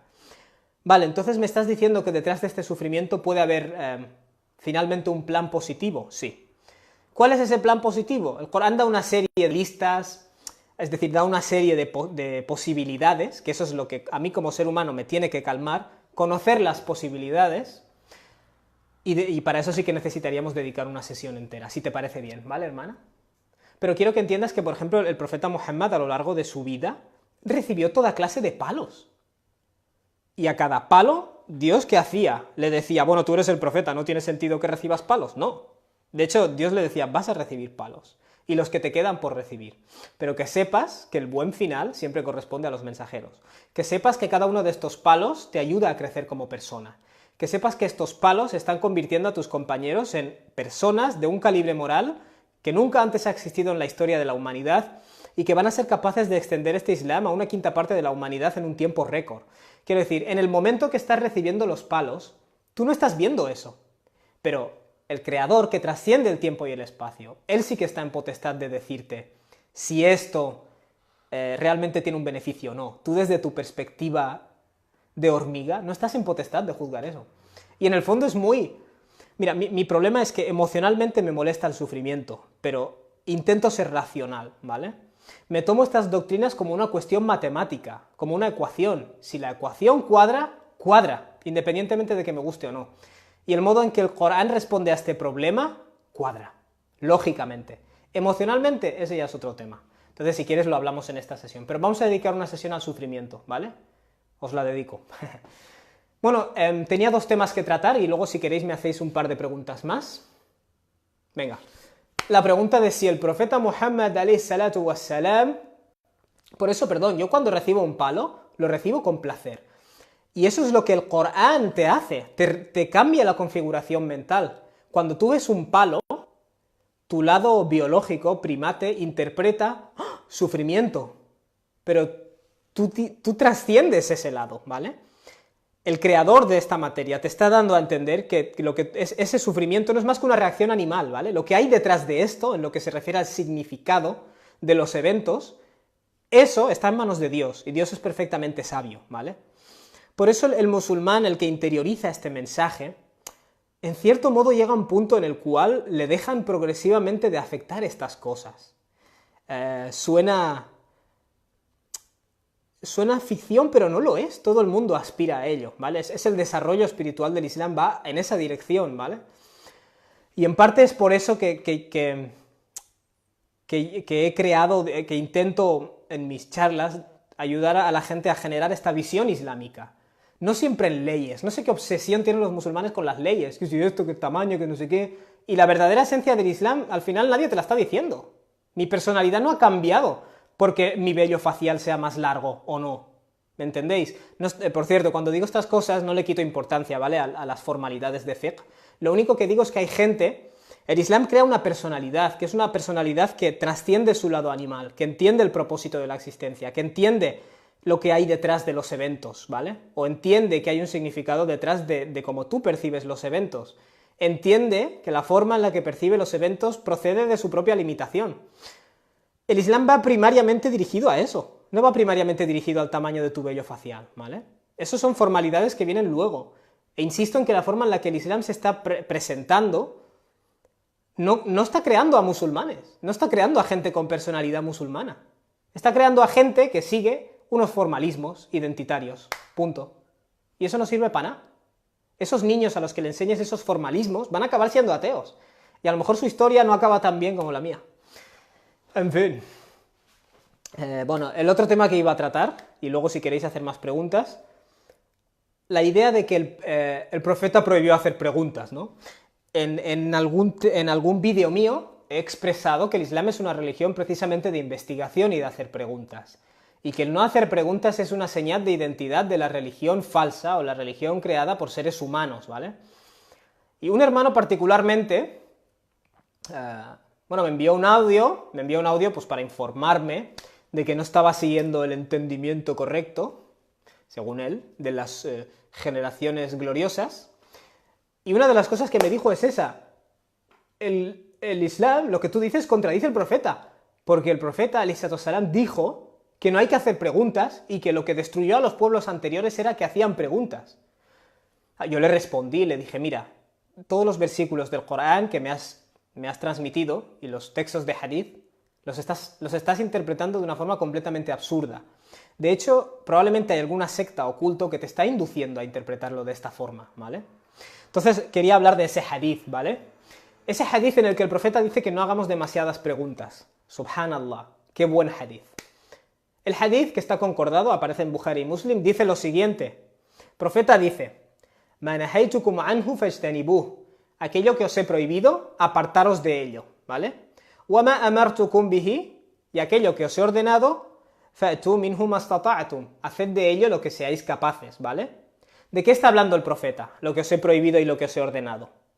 Está hablando de ahkam, está hablando de normas, no está hablando de hacer preguntas sobre cosmología o biología. Te está hablando de normas, de leyes. Cuando se te ordena algo, cuando se te prohíbe algo, déjalo. Y cuando se te ordena algo, hazlo en la medida de tus capacidades, ¿vale? Y entonces dice, lo que destruyó a las naciones anteriores, fue el exceso en sus preguntas, y el hecho de contradecir a sus profetas. O sea, este hadith precisamente lo que está diciendo que es, cuando el Islam te da una orden o una prohibición, déjalo ahí, no lo compliques, ¿vale? Eso es lo que te está diciendo el hadith. En otro hadith que se nos dice, el profeta ﷺ nos dice, parad donde yo os he dejado, ¿vale? Es decir, y lo mismo, ¿no? Lo que destruyó a la gente anterior fue esto, ¿no? Ese es el mensaje. El Corán nos da una historia, que es la historia de la vaca, ¿vale? Moisés le dice a sus seguidores, Dios os ha ordenado sacrificar una vaca. Su primera respuesta es, ¿nos estás vacilando? Y luego le dicen, bueno, ¿cuál tiene que ser el color de la vaca? Y luego, bueno, ¿cuál tiene que ser la edad de la vaca? Bueno, ¿cuál tiene que ser el tamaño de la vaca? ¿Cuál es la moraleja de esta historia? Si el profeta te ha dado una orden sencilla, la haces y punto, es fácil. Tú, a través de todas estas preguntas, lo que estás haciendo es complicar la religión, ¿vale? Cuando el profeta dice, haced lo que os he ordenado y dejad lo que, es decir, dejad lo que os he prohibido y haced lo que os he ordenado, y no hagáis excesivas preguntas, se está refiriendo a esas órdenes y prohibiciones, ¿vale? Os voy a dar un ejemplo brutal, la barba. El profeta nos instó a dejar barba, punto. Hay personas que te dicen la dirección hacia la cual tiene que estar la barba, el tamaño exacto hacia el cual tiene que tener la barba. Quiero decir, ¿estas estipulaciones vienen del profeta? No vienen del profeta, alayhi salatu wassalam. Y me recuerdan mucho a la historia de la vaca, porque se te da una orden sencilla y tú lo que haces es complicarla, añadir masail y más masail y más masail, subcategorías y subcategorías y normas y normas y normas y normas y normas. Esto es lo que hizo la gente de la vaca, la gente de la historia de la vaca. Y esto es de lo que te está hablando el profeta. Si se te da una orden o una prohibición, tómala tal cual, no la compliques, no hagas excesivas preguntas haciéndola más complicada. Por tanto, el hadith está hablando de eso, no está hablando para nada de hacer preguntas sobre si tienes alguna duda sobre la fe o lo que sea. Eso es completamente absurdo. Es un entendimiento completamente absurdo de este hadith. Insisto, sectariamente inducido. Alguien te ha inducido a que hagas esta lectura, ¿vale? Porque el hadith está hablando claramente de ahkam, de normas, ¿vale? Ese es básicamente el mensaje que quería compartir sobre este hadith. Cuando se te da una orden o prohibición, la tomas como tal, no la complicas. No la compliques, no hagas todas estas contradicciones y preguntas como las personas de la vaca, ¿vale? Le hicieron a Moisés. Eso es lo que está diciendo el hadith, no que no preguntes. Si el Corán te está diciendo tropecientas veces tu deber de recapacitar y de observar, y ahora me dices tú que no recapacite y no observe, eso es porque te estás creyendo más a tu secta de lo que te estás creyendo al Corán. Y ese es uno de los problemas, es uno de los problemas que tenemos hoy en día. ¿Tenéis alguna preguntita? Lo único diferencia entre los animales es el intelecto y la razón. Si dejásemos de usarla, pues nada. Bueno, esa es la queja del Corán. El Corán te dice sobre la gente que sigue sus pasiones y sus instintos, que son como el ganado. ¿Por qué? Porque no razonan. No recuerdo el versículo, pero Dios dice, ¿es que acaso te crees que esa gente razona? Quiero decir, precisamente el problema es ese. En el Corán está muy claro. La persona no tiene una relación directa con el Corán. Tiene una relación con los versículos que los miembros de tu corriente y los miembros de tu secta te subrayan y te dicen cómo los tienes que entender. Eso es un problema que tenemos los musulmanes hoy. Cuando te dicen en estos libros las fuentes primarias del Islam son el Corán, luego la Sunna, luego el Ijma. Esta es la teoría. En la práctica, el Corán está en el puesto número 7 hoy en día, en la mente de muchos musulmanes, especialmente los que son tan sectarios. El Corán está en el puesto número 7. ¿Alguna preguntita? Tengo una pregunta. ¿Dónde está la balanza de no imitar a los incrédulos cuando he nacido yo en una sociedad kuffar? Ya que entré al Islam hace 3 meses, pero a la vez Allah nos ha distribuido en tribus con nuestras culturas. ¿Cómo podría actuar ante esto? Mira, esto de no imitar a los kuffar es una de esas cosas que se te enseña sectariamente a leerlas, ¿vale? Cuando el profeta dice kuffar, ¿De qué está hablando? ¿De una denominación cultural? ¿De una denominación geográfica? ¿O de una denominación religiosa? Te está hablando claramente de una denominación religiosa, ¿vale? Esta idea de no imitar se aplica a cuestiones religiosas, ¿vale? Yo no voy a llevar una cruz, yo no voy a montar un árbol de Navidad, ¿vale? Pero la forma en la que te plantea este hadith, que es una forma casi racista, lo que te están diciendo es, bueno, si tú eres europeo, no vistas con un tejano, porque eso es de kufar. Este argumento, esta línea de razonamiento contiene una mentira, porque el tejano no es a priori, no tiene una valoración religiosa, no es de kufar o de cristianos o de judíos o de musulmanes. Ese es un vínculo que tú haces por razones políticas, ¿vale? Pero el tejano no tiene una valoración religiosa. Por tanto, si yo soy europeo, no estoy imitando a nadie, es mi cultura, ¿vale? Llevar un tejano. Eso sí, lo haré en los parámetros del Islam, de modo que no se me marque quizás las zonas que no se tienen que marcar, perfecto. Pero el hecho de llevar un tejano no es imitar a los kuffar. ¿Por qué? Porque es parte de la costumbre europea. Y los musulmanes europeos también somos europeos. ¿Qué quiere decir imitar a los kuffar? Es casi como decir que los europeos somos por defecto kuffar. Yo lo considero un insulto hacia mí y hacia mi familia. Cuando el profeta te habla de imitar a pueblos religiosos, te está hablando de cuestiones religiosas. Por eso te dice los kuffar, o te dice los cristianos, o te dice los judíos. Te está hablando de una valoración religiosa, no cultural. Por tanto, aplica a elementos religiosos. Los elementos culturales, por definición, no son de kufar, ni son de cristianos, ni son de judíos, porque son culturales, no son religiosos, ¿vale? Mi mayor miedo como madre es no saber guiarlos.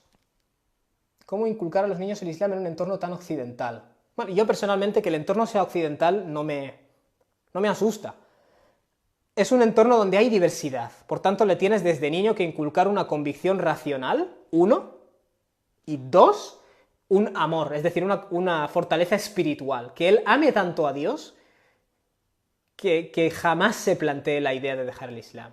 Ese es el lado emocional. Y el lado racional es estar perfecto. Sí, claro, hay que compartirlo, Miriam. El lado racional es estar perfectamente seguro de su religión, ¿vale? Estos son los dos aspectos que hay que cultivar en los niños y en los mayores. De hecho, la web que yo he creado, AdamStream, va dirigida a esto. He hecho la serie Milagro del Corán para cultivar el lado racional, y la serie de limpieza interior y la explicación del Corán para cultivar la relación con Dios, ¿vale? Esa es la razón de ser de este proyecto.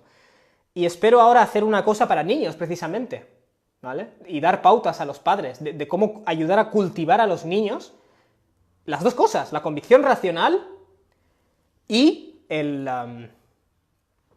amor, es decir, amo tanto al Islam que preferiría ser quemado antes que dejar el Islam. Y así es como lo define el profeta, ¿vale? El verdadero imán. Alguien había hecho una preguntita.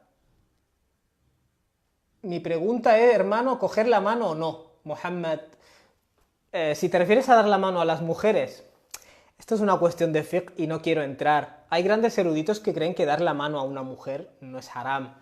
Y otros creen que, le has dado la mano, es el fin del mundo. Por tanto, cuando yo profundice más en la jurisprudencia, trataré estos temas, si Dios quiere. Pero ¿cómo lo podemos hacer sin que se sientan sofocados? La respuesta está en la propia pregunta, sin sofocarles. Sin sofocarles. Los niños se dirigen por emociones, ¿vale? En gran medida. Si tú le dices al niño, mira, por ejemplo, los niños quieren imitar a los padres. Si tú te compras un Corán grande y le compras un Corán pequeño, mira hijo, te he comprado un Corán pequeño, vamos a leerlo juntos. O te compras un tasbih, mira hijo, te he comprado un tasbih pequeñito para ti, vamos juntos a hacer dhikr.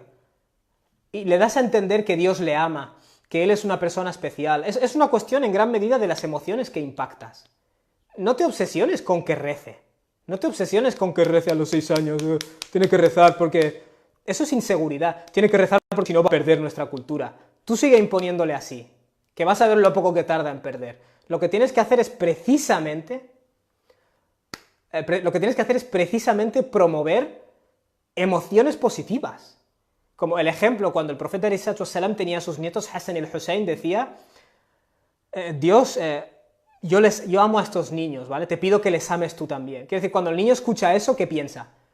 El Islam es una religión de amor, recibo un buen trato gracias al Islam, no me están dando una paliza por culpa de que no me he memorizado el Corán, ¿me entiendes? Las emociones juegan un gran papel. El siguiente curso que voy a colgar en mi página web, Adamstream, es sobre esto, ¿vale? Y espero utilizar a algún niño de experimento, o sea que seguramente os va a interesar mucho. Pero no, creo que es fácil, es fácil, pero claro, primero como padre te tienes tú que preparar, y ahí es quizás donde fallamos muchas veces. Vale, Mohamed Traore dice, lo de coger las manos es para rezar. Te refieres a esto, ¿no? Depende, en la escuela maliki hay una opinión muy fuerte, muy sólida, que es precisamente la de que se puede rezar con los brazos a los lados, y esta opinión se basa en la costumbre de Medina, ¿vale? La costumbre de Medina significa que la escuela maliki básicamente se basa en el hecho de que los eruditos de Medina, que eran los estudiantes de los sahaba, su práctica es una forma de manifestar la sunna. Por tanto, hay una opinión muy fuerte de esto. Esto se llama qabd, ¿vale? Y esto se llama sadl. La idea de sadl, dejar los brazos abiertos, también es de la sunna. No es que venga en un hadith, ¿vale? La sunna no es solo un hadith, también es la costumbre comunal de los discípulos del profeta y sus estudiantes. Por tanto, no, las dos opiniones son fuertes, son fuertes. ¿Cómo son la enseñanza en la mezquita de ahora que aleja a los nuevos musulmanes? No sé, yo no estoy muy metido en el mundo de las mezquitas, por mucho que creáis lo contrario. Pero bueno, alguna vez he visto niños ahí memorizando y el profesor con la vara.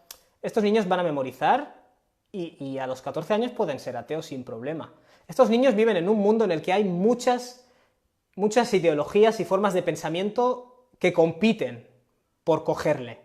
Lo que le tienes que dar tú es una base sólida, fuerte, racional, que esté convencido, que cada vez que tenga una pregunta le abras la puerta y le digas, venga, y si yo no sé la respuesta vamos a buscar a alguien que la sepa. Y luego emocional, que él ame esta religión, que la asocie a emociones buenas, ¿vale? No al profesor con un palo y si no memorizas te voy a dar. Eso, wallahi, que esto, gran parte de la fábrica de ateos que tenemos en nuestra umma procede de nuestros templos y de nuestros lugares de culto. Y creo a veces que no es culpa de los imames. Ellos nacieron en un territorio donde se usaban unas tácticas y las han traído aquí. Lo que pasa es que este es otro contexto, ¿vale?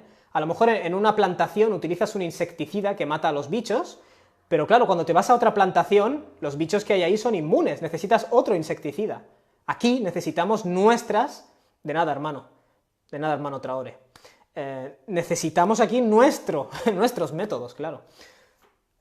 Y desde mi opinión también sí tiene un palo por si el niño lo llama, aprende. Pues normal que al niño luego no le apetezca. Claro, nacemos asociando el Islam a emociones negativas. Si alguien nos vende luego otra opción que nos promete gratificación y opciones positivas, naturalmente vamos a ir ahí. Muy sencillo. No es que se dejen llevar por la vida del dunya y los kufar, en muchos casos es que nosotros no lo hemos. Sí, Omi, podrías haberlo escrito mejor. La verdad es que muchas veces nosotros mismos no proponemos soluciones. Estoy pensando que en los próximos directos haré poco tiempo de charla y mucho de preguntas, porque es que al final llega esta hora, me tengo que ir a currar y ya no nos queda tiempo para preguntas. Una pregunta, hermano, off topic. Me gustaría saber cuáles son tus raíces, porque ese nombre nunca lo había oído. Mi padre es de Gambia, ¿vale? Somos de una etnia que se llama Mandinka, y mi madre es catalana. Ya está.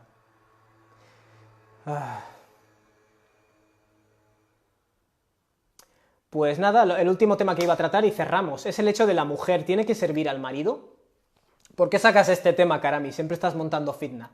Bueno, porque me preocupa mucho este concepto general de cómo la cultura nos influye a la hora de leer la religión. Y en gran medida toda esta fábrica de ateos. Por cierto, Hossein, tienes totalmente razón cuando dices que Abraham hacía preguntas. En un pasaje del Corán, esto para la gente que dice que no hay que hacer preguntas, Abraham le dice a Dios, muéstrame cómo se resucita a los muertos. ¿Y qué le responde Dios? ¿Es que no crees? Y Abraham dice, efectivamente, claro que creo, balá, walakin liyatma'inna qalbi. Sin embargo, lo hago para darle sosiego a mi corazón, ¿vale? Es decir, tú puedes ser creyente, pero aún así querer algo más tangible para reforzar ese sosiego. Es natural, y aquí vemos que un profeta de Dios lo está haciendo. Gracias, Hussein, por sacar este ejemplo. Vale, lo de la cultura. Que la cultura se mezcle con la religión es inevitable, ¿vale? Si tú te vas a un país donde la gente se lava las manos así, con una pica, con un grifo, la gente asocia el vudú, la ablución, al grifo. Si te vas a un país donde se usa una tetera, la gente asocia la ablución a la tetera. O sea, esas cosas no tienen nada de malo, de hecho es lo bonito del Islam. El Islam como se vive en el África Occidental, de donde es mi padre, es súper diferente al Islam de cómo se vive en el Magreb. Y aquí en España tenemos que vivir nuestro Islam, no el Islam del Magreb, ¿vale? O del África subsahariana, porque ahí es donde empiezan los problemas. Entonces, ¿qué estoy queriendo decir con todo esto? En estas sociedades, Hussein Abusido, ¿sabes qué pasa, Hussein Abusido? Que este es un tema muy largo y también me gustaría generar una disertación, ¿vale?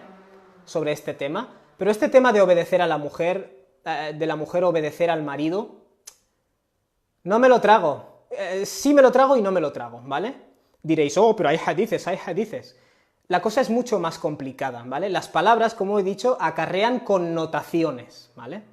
Fíjate, si tú te trasladas a la Arabia de hace 1400 años, era una sociedad primariamente patriarcal, y lo que le interesa al hombre ¿qué es? Que su mujer le respete, ¿vale? Sencillamente, que la mujer me respete. Y de hecho, hay antropólogos que creen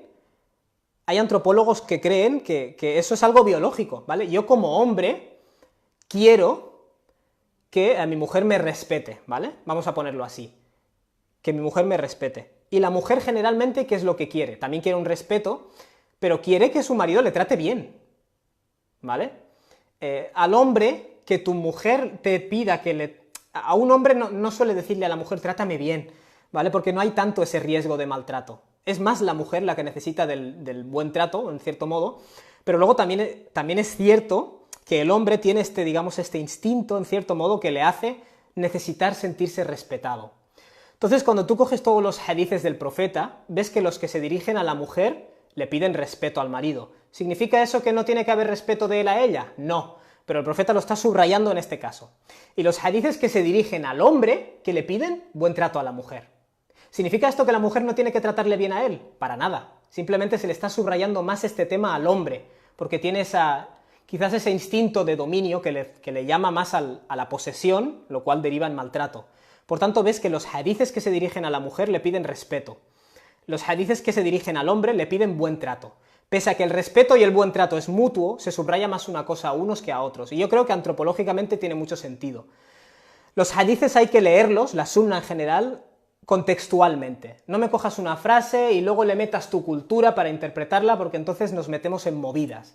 Y ese es uno de los problemas que está ocurriendo aquí con el Islam importado de determinados lugares del mundo. Y tu comentario ha sido un ejemplo de eso. Las palabras acarrean connotaciones. Cuando tú dices obedecer, estás pidiendo una sumisión incondicional, y los hadices no te hablan de eso, la sunna no se habla de eso. Y el profeta es el claro ejemplo, él nunca lo practicó así. ¿Por qué no miras el ejemplo del profeta para saber a qué se refiere el profeta? Esto sin entrar en la autenticidad de los hadices que está mencionando Hussein Labras, porque eso es un mundo aparte. Es un mundo aparte. Pero sí, si lo sacas de contexto, el Islam es una religión horrenda, horrenda. Os voy a dar un solo ejemplo, ¿vale? Un hadith de Abu Huraira. Abu Huraira dice, el mal augurio, la mala suerte, está en el caballo, en la mujer y en la casa. Habría que detallar un montón de cosas, pero el hadith es así. ¿Sabes lo que ocurre? Que a veces citando un hadith puedes contradecir la sunna. Por eso los salaf, por eso la escuela Maliki y la escuela Hanafi contrastaban los hadices con la sunna general. El citar frases es un invento posterior, y es un invento que ha traído muchos problemas, especialmente cuando se hace a través del filtro de la cultura. El ejemplo que os iba a dar es el siguiente. Abu Huraira nos narra un hadith en el cual el profeta alayhi salatu wassalam dice, hay un mal augurio, hay mala suerte, mal presagio, en el caballo, en la casa y en la mujer. Eso es un hadith sahih, ¿vale? Sin embargo, nos encontramos otro hadith sahih donde Aisha, la esposa del profeta, ¿qué nos dice? Nos dice, Abu Huraira solo escuchó un trozo de la frase. Que Dios le tenga misericordia. Lo que dijo el profeta es que los árabes del Jahiliya solían decir que el mal augurio está en la casa, en la mujer y en el caballo, ¿vale? Mismo hadith, dos versiones, una de ellas justifica la superstición y el machismo, la otra condena esa superstición y condena el machismo. Dos transmisiones de un mismo hadith. ¿Me entiendes? El de Aisha refutó el de Abu Huraira. Por eso estoy diciendo, la cultura de frasecitas de hadices fuera de contexto y fuera del contexto general de la sunna convierte al Islam en una religión horrible. Tú pones esas frases a la gente y la gente se cree que el Islam es una religión injusta. Hace falta más fiqh, más estudio contextual, ¿vale? Y entonces el Islam se convierte en una religión hermosa, subhanallah. No, a lo mejor lo de Hussein, todos somos víctimas de nuestra cultura, ¿vale? Y los españoles también lo somos. Bueno, os voy a dar el ejemplo que os quería dar y con esto termino, ¿vale? Esto es un libro de jurisprudencia del matrimonio, el fiqh del matrimonio. Sí, tienes razón, Hussein, lo entiendo perfectamente, no te estoy atacando a ti.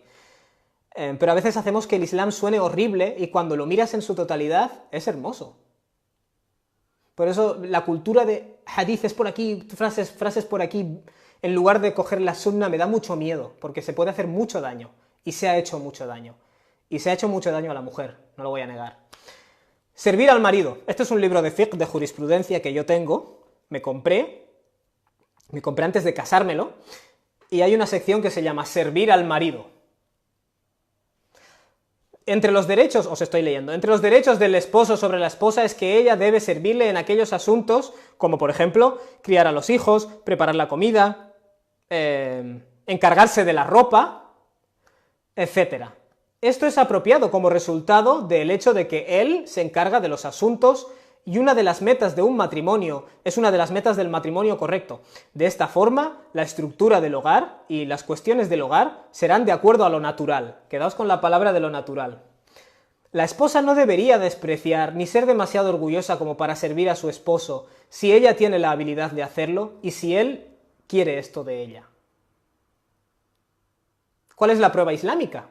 Porque claro, lo primero que pienso es, el señor que ha escrito esto, Rahim, quiere decir Hafidahullah, que Dios le proteja y le ayude a rectificar estas cosas, si es posible.